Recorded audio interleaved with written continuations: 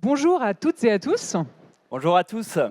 Je suis Virginie Rudel, je suis responsable du marketing opérationnel chez Leboncoin Immobilier et je suis ravie de vous présenter cet atelier avec notre partenaire Imo2 en la personne de Florian.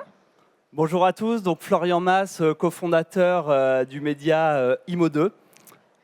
Voilà, alors aujourd'hui, on est partenaire en fait depuis septembre parce qu'on a intégré dans nos offres de septembre 5h30 de formation qui sont disponibles sur la plateforme Le Campus d'Imo2, mais on vous en parlera plutôt à la fin de l'atelier. Là, aujourd'hui, de quoi on veut parler, Florian ? On est début novembre, pardon, je commence direct à me mélanger. On est début novembre, ça a été une année difficile pour les professionnels de l'immobilier, on ne va pas se le cacher. L'objectif de cette conférence est de vous fournir des conseils concrets pour bien attaquer 2025 et la reprise qu'on espère tous sur 2025. Voilà, alors côté Leboncoin, on est allé vous chercher pas mal de données exclusives sur le parcours des utilisateurs. L'idée, c'est de vous donner vraiment un maximum d'infos sur le parcours des porteurs de projets et un maximum de conseils concrets avec l'aide de Florian. Ouais, on a vraiment cherché avec Leboncoin, on est allé un peu challenger leurs données, creuser un peu de la data pour mieux comprendre comment les utilisateurs utiliser les portails immobiliers pour en tirer des conseils concrets. Et moi, je vais être là pour la couche de conseils et vous fournir un maximum de valeur. Voilà, alors sans tarder, je commence par le premier conseil. On s'est posé la question, quel est le canal de communication privilégié par les porteurs de projets sur Leboncoin ? Est-ce que c'est plutôt les mails, les messages ou plutôt le téléphone ? Alors, je ne sais pas si vous avez une idée, mais donc la majorité, c'est vraiment par téléphone qui privilégie. Ceci dit, les choses ont pas mal évolué ces dernières années. Là, vous regardez, en 2022, la part de contacts par message était de 27% et elle a pas mal augmenté à 33%. Et en Ile-de-France, elle est passée à 38%. Donc les choses évoluent. Qu'est-ce que tu en penses, Florian ? Alors moi déjà j'étais assez étonné par la part de téléphone, du taux de contact par téléphone, mais c'est plutôt bien parce que ça correspond aux habitudes des professionnels de l'immobilier qui ont tendance à préférer le téléphone. D'ailleurs moi j'entends souvent des professionnels de l'immobilier me dire que quand ils reçoivent un contact d'un portail immobilier par message ou par email, il y a cette idée que c'est un contact moins qualifié, moins motivé. Donc ça, je ne vous spoile pas, on va en parler un petit peu juste après. Ce qu'il faut bien comprendre et ce qui est important de noter aussi, c'est qu'il reste un tiers des personnes qui vous contactent par message. On va creuser pourquoi. Mais surtout, il y a une tendance de fond où on voit que le nombre de personnes qui vous contactent par message augmente au fil du temps avec un focus un peu sur Paris où on voit que la part est de plus en plus importante. Ça, c'est une donnée à prendre en compte. Je pense qu'il n'y a pas besoin de vous fournir beaucoup de statistiques sur le taux d'utilisation des messages textes et des messageries instantanées. Vous avez tous vu des jeunes utiliser un téléphone aujourd'hui. Ils sont tout sauf au téléphone. Et donc ça, c'est quand même une tendance de fond à prendre en compte au niveau de votre prise de contact avec les prospects. Au niveau des conseils, moi, je vous invite justement à développer des nouveaux canaux de communication, ces fameuses messageries instantanées asynchrones, type WhatsApp. C'est vraiment des canaux de communication que les gens privilégient et aiment aujourd'hui. Et pourquoi ne pas demander à vos clients, des fois, sur quel canal de communication ils préfèrent être contactés. Ça ne sert à rien d'essayer d'appeler un prospect, un lead acquéreur 10 fois au téléphone sans jamais l'avoir, alors que peut-être avec un seul message WhatsApp, on arriverait à connecter tout de suite avec la personne. Donc ça, prenez ça en compte dans votre prise de contact avec vos leads et surtout anticipez ces évolutions, ces messageries instantanées, ces textes, etc. pour la reprise des contacts. Oui. Alors, on s'est posé la question parce que certains professionnels de l'immobilier nous disaient moi, je considère que c'est vraiment les appels qui sont les contacts les plus qualifiés. Donc, et les emails, on s'en occupe pas trop ou on verra après. Alors, on a regardé sur Leboncoin. Là, vous avez la courbe heure par heure. Vous avez le volume de visites sur Leboncoin Immobilier, heure par heure, et les différentes courbes correspondent aux différents jours de la semaine. Ce qui est intéressant de voir, c'est que le pic de visites, c'est vraiment à partir de 17h, et le grand pic, c'est 20h, 21h, tous les jours de la semaine. Le dernier jour, c'est plutôt le samedi, et le dimanche après-midi, pas mal. Donc, grosso modo, vous l'avez bien compris, ça ne correspond pas du tout aux horaires des agences. Donc, en conséquence de ça, ce qu'on voit, c'est que pour ce qui est des intentions d'appel, les appels, eh bien, ils correspondent grosso modo aux horaires des agences, 8h, 18h, avec le petit creux de l'heure du déj. Notez néanmoins que la courbe la plus haute, c'est le lundi, en particulier le lundi matin. Et puis, côté message, pour le coup, là, les messages, c'est un peu tout le temps, tous les jours, et en particulier quand les agences sont fermées. Donc, le dimanche, grosse journée, et puis toutes les horaires. Et on a regardé aussi les volumes d'annonces qui sont sauvegardés, donc mises en favori. Et là, vous regardez la courbe la plus haute, c'est le dimanche soir, dimanche après-midi. Là, on sent que les internautes, ils se mettent un peu leur liste de biens, coup de cœur, pense-bête, et c'est eux qui vont vous appeler dès le lundi matin dans l'agence. Donc, du coup, Florian, c'est quoi tes conseils? La conclusion là-dessus, c'est que en fait, quand ils envoient un message, c'est pas que c'est moins qualifié, c'est que vous êtes fermé. D'accord? C'est aussi simple que ça, et cette mesure, elle est à prendre en compte. Au niveau des conseils que je peux vous donner là-dessus, le premier, c'est de jouer sur les heures d'ouverture et les heures de permanence téléphonique. Ça a un impact énorme sur votre capacité à répondre aux leads. Quand j'ai préparé cette conférence, je suis allé voir un petit peu sur Google Maps les heures d'ouverture de certaines agences, enfin de fermeture plutôt. Il y a des agences qui ferment à 17h, il y a des agences qui ferment à 18h, il y en a d'autres qui ferment à 21h30.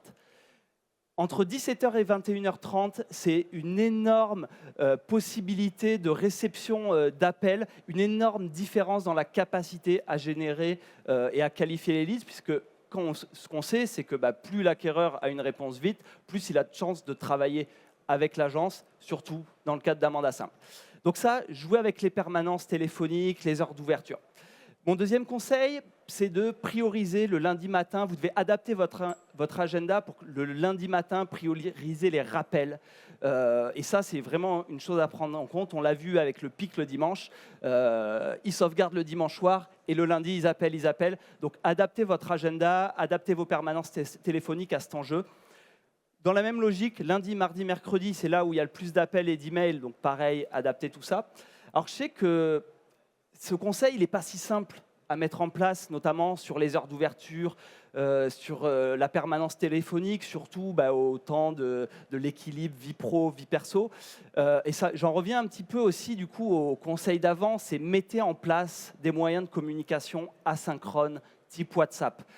Ça permet de répondre en décalé aux prospects potentiels. Aujourd'hui, personne n'est choqué de recevoir une réponse sur WhatsApp qui dit « J'ai bien eu votre message, je vous rappelle demain matin à 9h30 ». Alors que si vous rappelez un prospect, un lead acquéreur à 22h, bon, ça ne va pas bien se passer pour vous. Donc, développer ces outils asynchrones, ce qui permet aussi de répondre en décalé et d'adapter cette réalité du marché pour répondre le plus vite possible aux leads. Et justement, du coup, comment faire pour répondre de manière réactive, y compris quand vos agences sont fermées? Là, tu avais pas mal de conseils pour automatiser. Mais avant de vous partager ces conseils-là, nous, on a fait un test sur Le Bon Coin. On a regardé quel était le délai de réponse aux messages sur une centaine d'annonces vente immobilière pro. Alors, la bonne nouvelle, c'est qu'il y en a 40% on a eu une réponse en moins d'une heure. Ouais. Bravo à vous. Par contre, il en restait plus de 20% qui répondaient que sous 12 heures, plus d'une journée, quand ils répondaient. Donc là-dessus, tu as quoi comme conseil, Florian? Alors là, on va parler un petit peu d'automatisation et je vais vous proposer un scénario simple d'automatisation qui ne nécessite aucune compétence technique. Ce scénario d'automatisation, en fait, ça va être d'utiliser les filtres et les règles de votre messagerie email. Ça y est, sur Gmail, sur Outlook, vous avez ça. Vous avez la possibilité d'appliquer un filtre, par exemple, sur le nombre sur l'email de réception ou sur le titre de l'email, sachant que les emails de portail immobilier sont tous structurés de la même manière. Et avec ce filtre, vous allez pouvoir automatiquement envoyer une réponse automatisée au client. Moi, dans ma proposition de scénario, ce que je propose, c'est que j'ai créé un petit formulaire via un outil, Typeform ou Fillout, où j'invite le client, le leads acquéreur, à remplir 2-3 questions et je lui indique que vont être rappelés en priorité les gens qui ont rempli ce formulaire. Cette technique, elle permet 2 choses. Elle vous permet rapidement d'identifier les leads les plus chauds qui vont remplir ce formulaire, d'identifier assez facilement aussi les acquéreurs, mais qui ont un projet, qui sont aussi des propriétaires vendeurs potentiels, parce que c'est ceux-là qui vous intéressent le plus et vous avez envie de rappeler le plus vite possible. Donc voilà cette petite proposition. Ça, c'est une automatisation, comme je vous disais, simple à mettre en place. On peut aller plus loin. Il y a plein d'automatisations possibles, notamment avec ChatGPT aujourd'hui, mais ce n'était pas forcément le sujet de la conférence. Venez voir demain, on fait une conférence avec Vincent à 11 h sur ChatGPT où on parle d'automatisation un peu plus poussée, mais qui nécessite des petites compétences techniques, ou en tout cas un petit peu plus que celle-là. Voilà pour la partie automatisation. Est-ce que tu peux nous dire, parce que maintenant qu'on automatise un petit peu ces contacts, qu'on sait quand les rappeler, comment on booste notre taux de contact? Est-ce qu'on a des statistiques là-dessus? Ouais, il y a plusieurs leviers. On va d'abord parler des leviers tout simplement visuels. C'est quoi l'impact des photos? Oups, voilà, j'étais trop enthousiaste là-dessus. Mais alors regardez, donc une annonce, là c'est une annonce en fait qui a plus de 5 photos. Elle génère plus 80% de vues par annonce et plus 20% de contacts. Donc la quantité de photos, elle joue déjà sur votre performance. Moi, là, j'ai quelques conseils assez simples. Je pense que le premier, c'est éviter la rétention d'informations. C'est fini l'époque où on mettait 1 ou 2 photos sur l'annonce pour générer un maximum de contacts. Cette époque, elle est résolue. Mettez un maximum d'informations. Vous voulez des leads qualifiés, vous voulez des vrais porteurs de projets, pas des touristes qui ont vu une photo qui vous contactent. Ça, c'est la première chose. Misez sur la qualité et la quantité. On l'a vu, il faut mettre un maximum de photos pour booster son taux de contact. Ça a un réel impact. Ça, c'est basé sur des statistiques de millions d'annonces. Donc, plus de photos à ce niveau-là et des photos professionnelles. Ça, c'est des conseils qu'on répète depuis toujours. Mais quand on navigue sur les portails immobiliers, on voit encore des photos de piètre qualité. N'oubliez pas que vos vendeurs, vos propriétaires vendeurs, quand vous êtes en rendez-vous d'estimation, quand vous leur parlez de votre marketing, qui est génial, etc., ils vont aussi jeter un coup d'œil sur les portails immobiliers pour voir comment vous valorisez les biens que vous avez en stock. S'il y a des photos pourries, ils ne vont pas vous confier le mandat. Donc derrière, n'oubliez pas que derrière chaque annonce immobilière, au-delà des acquéreurs, c'est une vitrine pour les vendeurs et vos futurs propriétaires vendeurs. Dernier point, sachez que, ça allait un peu vite, il y a la possibilité aussi d'utiliser l'IA aujourd'hui. Alors, vous avez navigué, je pense, sur le Rent et vous avez eu l'occasion de voir plusieurs outils IA qui permettent d'améliorer la qualité des photos. Aujourd'hui, c'est assez simple de faire un homestaging virtuel, c'est assez simple de mettre un ciel bleu, de mettre un petit peu de feu dans la cheminée, d'améliorer la qualité des photos. L'IA le permet, les outils sont accessibles.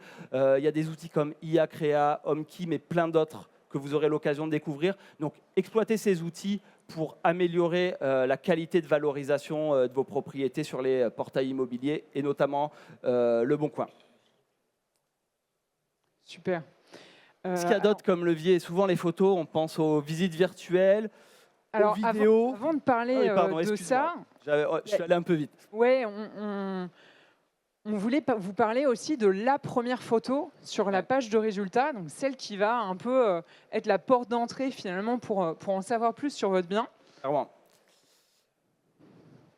C'est l'importance de la première impression. D'accord? Ça, il n'y a pas de sujet. La première photo, c'est celle qui va vous différencier dans le flux d'annonces. C'est sur ça que le prospect va passer le plus de temps. Il y a des études américaines qui ont montré que les gens s'attardaient 20 secondes sur la première photo de l'annonce. Donc quand on parle de coup de cœur dans l'immobilier, il y a déjà un premier coup de cœur dès la première photo.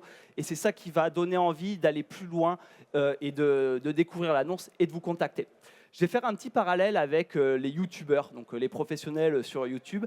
Il faut savoir que les plus grands youtubeurs comme MrBeast, par exemple, qui fait des millions de vues, avant de produire la vidéo, qu'est-ce qu'ils font? Ils vont créer la miniature, donc la fameuse première photo de la vidéo YouTube. Ils vont créer le titre et ils vont tester le potentiel avant de mettre en place une production de vidéo qui va leur coûter beaucoup d'argent. Ils testent la capacité à faire un buzz. Donc, inspirez-vous de cette technique quand vous allez en shooting photo, quand vous êtes dans l'appartement. Tout de suite, vous devez vous poser la question de où est-ce que je vais prendre cette fameuse première photo? Quelle va être la chose que je vais vouloir valoriser et surtout qui va m'apporter un maximum de contacts et de clics sur les portails immobiliers? Donc, prenez ça en compte dès la phase shooting, pas au moment où c'est fait et qu'on est là, bon, je mets laquelle. C'est vraiment important à ce niveau-là. D'ailleurs, sur cette importance de la première photo, il me semble que vous avez mis en place une nouvelle fonctionnalité qui est intéressante pour se démarquer. Oui, effectivement, en septembre, on a lancé une nouvelle option de visibilité sur Le Bon Coin. Elle s'appelle l'option Focus. C'est assez simple. Grosso modo, elle vous permet d'avoir une photo 2 fois plus grande dès la page de résultats. Moi, mon conseil, c'est vraiment si vous avez un bien avec un atout visuel, un jardin très sympa, un salon de standing, une vue imprenable, etc. Ben là c'est parfait. Tout de suite, vous vous distinguez dès la page de résultats. C'est super efficace. Alors, justement, on y vient. On a parlé des photos. J'avais anticipé, on parlait des photos. Moi, une des questions que j'ai posées au Bon Coin, à vos data scientists, c'est OK, les visites virtuelles, on en parle souvent. Des fois, on dit, bon, c'est un peu gadget, etc. Est-ce que ça a un impact sur le nombre de contacts, sur les vues de l'annonce? Oui, on voit plus 33% de vues par annonce avec la visite virtuelle. Sur Le Bon Coin, donc ça se traduit par un petit picto 3D. Donc ce petit picto, 33% de clics en plus sur l'annonce. Voilà, tout de suite, l'internaute va se dire, ah, ben, je vais tout de suite pouvoir me projeter beaucoup plus. Donc, ouais, on voit une réelle différence. 33%, c'est non négligeable, d'accord? Moi, j'y vois 2 intérêts. Premier, côté vendeur, vous réservez la visite virtuelle, la vidéo à l'exclu, et vous êtes capable de justifier, on va faire une visite virtuelle. Ah oui, moi, j'aime pas trop les visites virtuelles. Non, grâce aux visites virtuelles, on va faire 33% de visibilité en plus sur les portails immobiliers. C'est pensé, il y a une vraie logique dans la visite virtuelle pour mieux valoriser votre propriété. Avec un mandat exclusif, il y a cette option de visite virtuelle. Je te coupe un tout petit peu, Florian. J'ajoute une info que vous devez avoir en tête. Sur la visite virtuelle ou sur les vidéos, sur Le Bon Coin, c'est assez simple. Elle a juste besoin d'être hébergée sur YouTube. En fait, ça compte pas dans les 20 emplacements de photos que vous avez maximum par annonce. Donc c'est du bonus, quoi, en gros. Oui, c'est un truc en plus, c'est gratuit, c'est en plus, donc vraiment, vous en privez pas. Super. Donc ça, c'était côté vendeur. Côté acheteur, ça a aussi une valeur ajoutée. La visite virtuelle, elle est faite quand même pour les acquéreurs, pour se projeter. Donc ça évite aussi les visites touristes, ça permet d'avoir des acheteurs plus qualifiés et donc d'optimiser les visites. Votre temps, il est précieux. On ne veut pas des touristes en visite. Donc utiliser la visite virtuelle, c'est vraiment un atout et on voit que les statistiques prouvent qu'il y a un vrai impact là-dessus. Qu'est-ce qu'on a d'autre en stock? Alors, tu parlais de mandat exclusif. Donc c'était une de mes questions. Pareil, j'ai posé, c'est mandat exclusif. Est-ce que ça a un impact réel sur le nombre de vues des annonces? La réponse est oui. Plus 88% de contacts par annonce avec le label exclusivité que vous voyez. Toutes nos annonces avec mandat exclusif ont ce petit label. Et là, tout de suite, on le savait, les mandats exclusifs. Prenez une photo de cette slide, je vais vous expliquer après pourquoi. Prenez une petite photo, vous allez voir l'exploitation. Ouais, vous le saviez, ils trouvent acquéreur plus rapidement que les mandats simples. Mais là, on voit, c'est vraiment dès la diffusion que vous avez cet gros avantage. Donc du coup, Florian, quel est ton conseil? Le conseil, c'est de prendre plus d'exclus, tout simplement. Voilà. Merci. Non, plus sérieusement. Là, vous avez une arme, une statistique hyper précieuse pour justifier l'exclusivité auprès de vos propriétaires vendeurs. Souvent, moi, il y a plein de professionnels qui me disent « ouais, c'est dur de justifier le mandat simple, mandat exclusif, etc. » Plus 88% de contacts en plus grâce à un mandat exclusif. Est-ce que, monsieur le propriétaire, vous voulez vous priver de 88% de contacts? On signe où?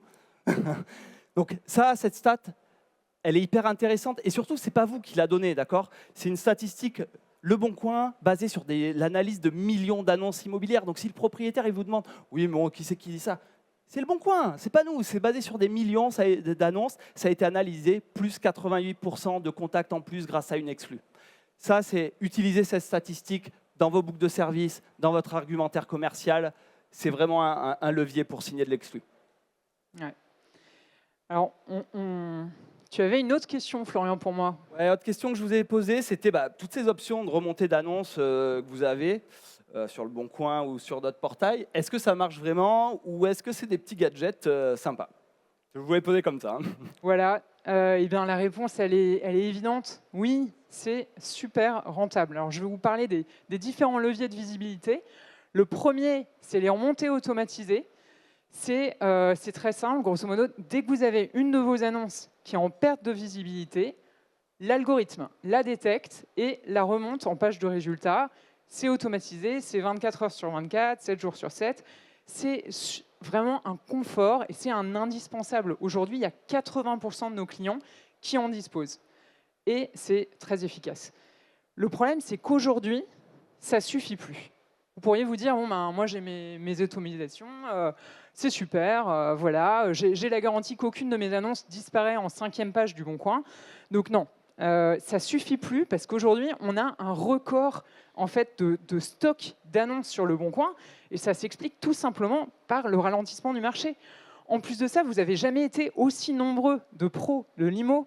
On dit plus 30% en 6 ans. Donc, il faut vraiment chercher la surperformance. Et mon conseil, vraiment, notre conseil, c'est vraiment de compléter votre dispositif avec des options de visibilité. Et là c'est le chiffre qui est parlant, c'est plus 40% de contacts par annonce. Et là, je parle seulement du surplus de contacts par annonce, en plus des contacts que vous avez avec vos remontées automatisées. En plus de ça, il y a une complémentarité dans l'usage de ces options, parce que contrairement à ce qui est automatisé, ben là, vous allez pouvoir piloter.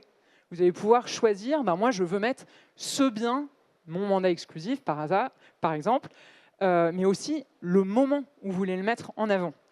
Ce qui m'amène à notre toute dernière nouveauté, donc c'est le à la une en continu. C'est une exclusivité dans le pack privilège qu'on a sorti en septembre, qui est l'offre la plus complète chez Le Bon Coin.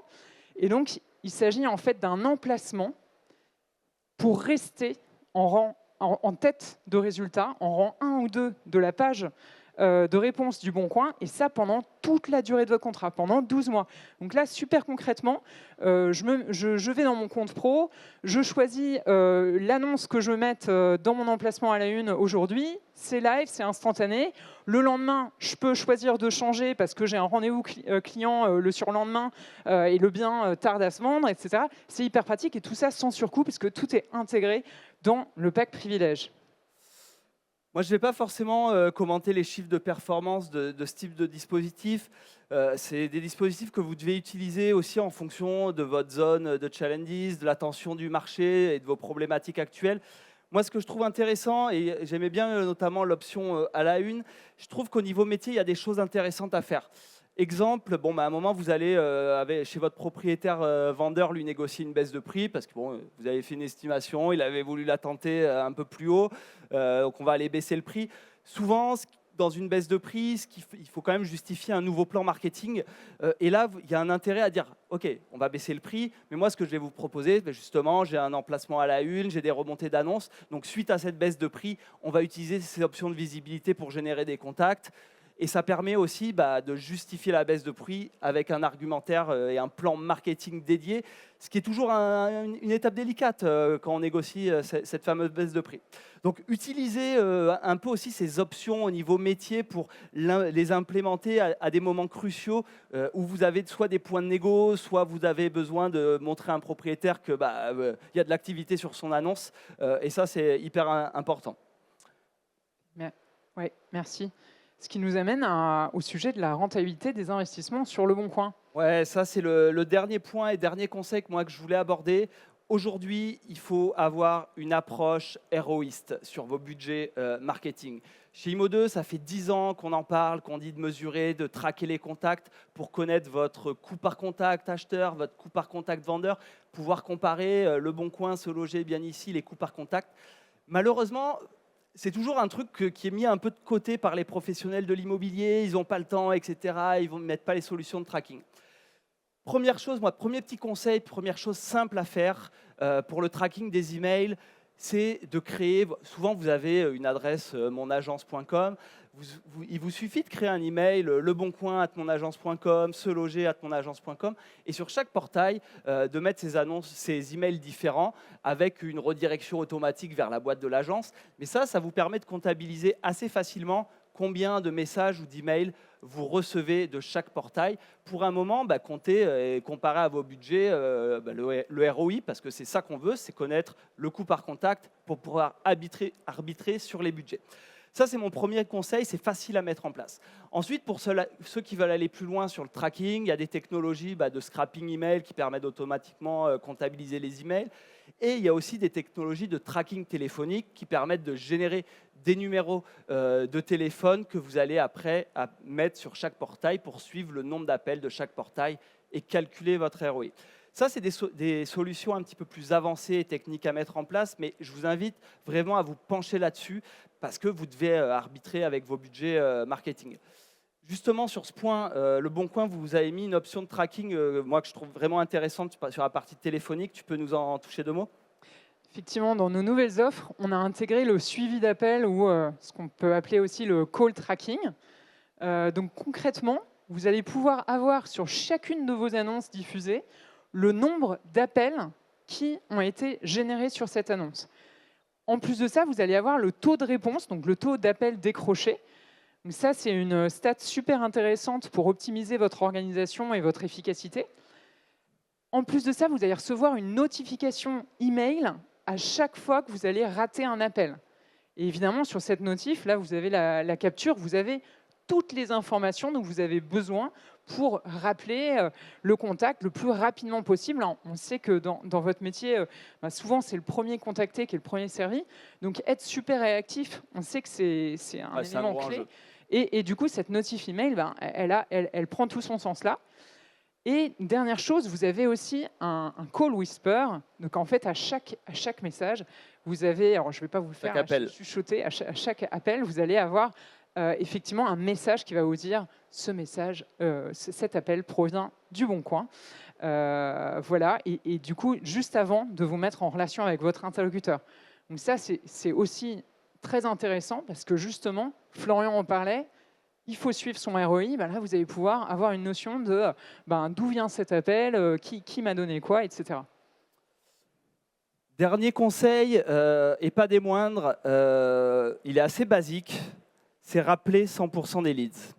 Il y a une étude américaine qui a été faite en août 2024 par Mike Delprete, qui est un petit peu le gourou du marketing aux États-Unis.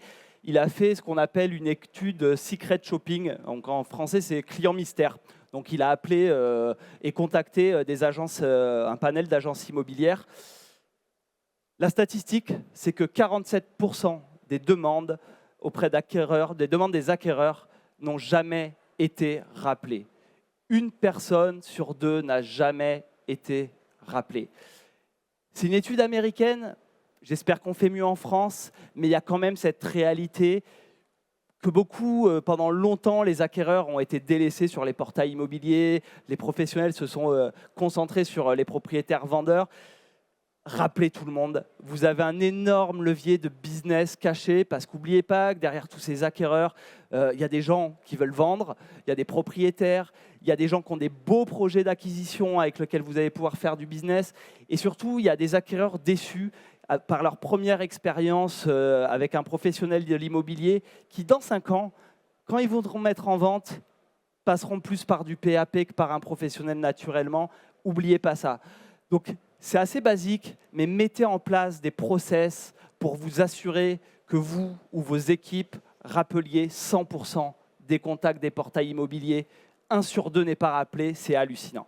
Donc ça, c'est un énorme levier et je vous invite à méditer cette statistique. Ouais. Donc sur ces derniers mots, on va clore notre atelier. 2 mots juste sur notre partenariat. Donc, on a intégré dans nos offres les 5h30 de formation validant Loi Allure qui sont dispo sur votre plateforme. Le campus IMO2, c'est une plateforme de formation e-learning qu'on a chez IMO2. Notre ambition, c'est de former un maximum de professionnels de l'immobilier avec des formations haut niveau. Avec ce partenariat, ça a permis d'inclure 5h30 de formation, donc 3 formations validantes Allure pour les clients, le bon coin des différents packs. Profitez de ces formations, c'est près de la moitié de vos 14 heures à faire. J'irai pas plus loin, allez voir les formations et merci Virginie en tout cas pour cette intervention. C'est quoi votre stand Florian. si on veut venir vous voir? Merci beaucoup Florian. Si vous avez des questions, en fait on est un peu short point du timing, mais n'hésitez pas à venir sur nos stands.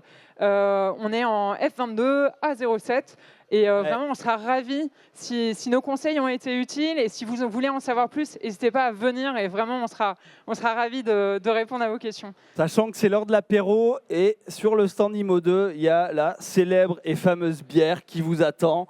Donc n'hésitez pas à venir nous voir et à discuter. Sur le Bon Coin, vous avez des trucs pas mal aussi. Merci Virginie. Merci beaucoup.